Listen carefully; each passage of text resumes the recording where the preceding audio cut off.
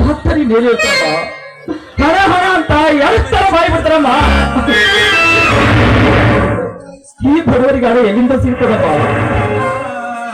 ಈ ವಿಚಾರದ ಬಗ್ಗೆ ಅವರಿಗೆ ಆಲೋಚನೆ ಇಲ್ಲ ಕಣಮ್ಮ, ಆಲೋಚನೆ ಇಲ್ಲ. ನೀನೇನು ಚಿಂತೆ ಮಾಡಬೇಡ. ನಾನು ಈಗಾಗಲೇ ಹಣ ತೆಗೆದುಕೊಂಡು ಬಂದಿದ್ದೀನಿ. ನೀನು ಯಾವಾಗಲೂ ಆರಾಮಾಗಿ ಇರ್ಬೇಕೆಂಬುದೇ ನನ್ನ ಆಸೆ. ಅಷ್ಟೊಂದು ಹಣ ಎಲ್ಲಿಂದ ತಂದೆಮ್ಮ? ಎಲ್ಲಿಂದ ತಂದೆ? ನಾನು ಒಡೆಯರ ಮನೆಗೆ ಹೋದಾಗ ಅವರು ಮದುವೆ ಮಾಡಿಕೊಂಡ್ರೆ ಹಣ ಕೊಡ್ತೀನಿ ಅಂತ ಹೇಳಿದ್ರು. ಅದಕ್ಕೋಸ್ಕರ ನಾನು ಅವರನ್ನು ಮದುವೆ ಮಾಡಿಕೊಂಡು ಈ ಹಣ ತೆಗೆದುಕೊಂಡು ಬಂದಿದ್ದೇನೆ.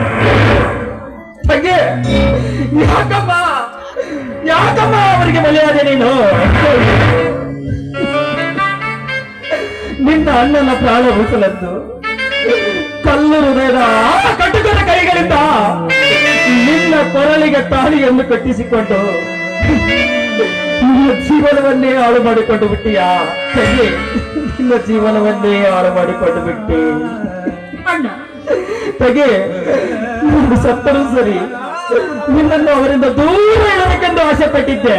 ಆದ್ರೆ ನೀನಾಗಿ ಅವರ ಬಳಿ ಹೋಗಿ ಅವರ ಮೋಸದ ಬಂಧನಕ್ಕೆ ಸಿಲುಕಿ ಬಲಿಯಾಗಿ ಬಂದೆಯಾ? ತಗೆ, ಬಲಿಯಾಗಿ ಬಂದೆಯಾ? ಈ ಪಾಪಿ ಅಣ್ಣನಿಗಾಗಿ ಎಂತ ಮೋಸಕ್ಕೆ ಸಿಲುಕಿದೆಯಮ್ಮ ನೀನು? ಎಂತ ಮೋಸದಟ್ಟಕ್ಕೆ ಬಲಿಯಾದೆ? ನಾನಲ್ಲಿ ಎಂತ ಕಷ್ಟ ಬಂದರೂ ಕೂಡ ಸಹಿಸ್ಕೊಳ್ತೀನಿ. ಆದ್ರೆ ನೀನು ಸುಖವಾಗಿ ಇರ್ಬೇಕೆಂಬುದೇ ನನ್ನ ಆಸೆ.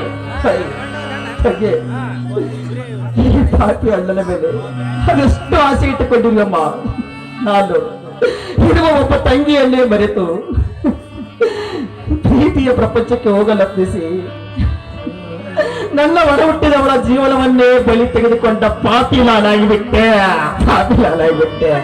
ಇಲ್ಲ ಇಲ್ಲ, ನನ್ನಂತ ಪಾಪಿ ಅಣ್ಣಂದರು ಈ ಜಗತ್ತಿನಲ್ಲಿ ಯಾವ ತಂಗಿಗೂ ಸಿಗಬಾರ್ದು, ಯಾವ ತಂಗಿಗೂ ಸಿಗಬಾರ್ದು. ದಯವಿಟ್ಟು ಅಳಬೇಡ, ಅಳಬೇಡ. ಚಿಕ್ಕ ವಯಸ್ಸಿನಲ್ಲಿ ತಂದೆ ತಾಯಿಗಳನ್ನು ಕಳೆದುಕೊಂಡು ತಂದೆ ತಾಯಿ ಸ್ಥಾನದಲ್ಲಿ ನಿಂತುಕೊಂಡು ಲಾಲನೆ ಪಾಲನೆ ಪೋಷಣೆಯನ್ನು ಮಾಡಿದ ನೀನು, ನಿನಗೋಸ್ಕರ ನಾನು ನನ್ನ ಪ್ರಾಣವನ್ನು ಸಹ ಕೊಡಲು ಸದಾ ಸಿದ್ಧಳಿದ್ದೇನೆ. ಸಾಕಮ್ಮ, ಸಾಕು. ನೀನು ನನಗೋಸ್ಕರ ಈ ರೀತಿ ಮಾಡಿ ಬಂದಾಗ ಸಾಕಮ್ಮ, ಸಾಕು. ಅಯ್ಯೋ, ಈ ಪಾಪಿ ಅಣ್ಣನಿಗಾಗಿ, ಈ ಪಾಪಿ ಅಣ್ಣನಿಗಾಗಿ ಅದೆಷ್ಟೋ ಹೆಣ್ಣು ಮಕ್ಕಳು ಪ್ರೀತಿ ಪ್ರೇಮ ಅಂತ ಸಂಬಂಧದ ಅನುಬಂಧಗಳನ್ನೇ ಬದಿಗಟ್ಟಿ ಬಾಳುತ್ತಿರುವ ಇಂಥ ಕಲಿಯುಗದಾಗ ಅವರ ಸಾವಿಗೆ ಕಾರಣರಾಗಿರುವ ಆ ವಿಷಾದಕರ ಕುತಂತ್ರಕ್ಕೆ ಬಲಿಯಾಗಿ ನಿನ್ನ ಅಣ್ಣನ ಪ್ರಾಣ ಉಳಿಸಲೆಂದು ಸಿದ್ಧರಾಗಿರುವ ನೀನು ನನ್ನ ತಂಗಿ ಅಲ್ಲಮ್ಮ. ನೀನು ನನ್ನ ಪಾಲಿನ ಎತ್ತವ ತಾಯಿ, ಎತ್ತವ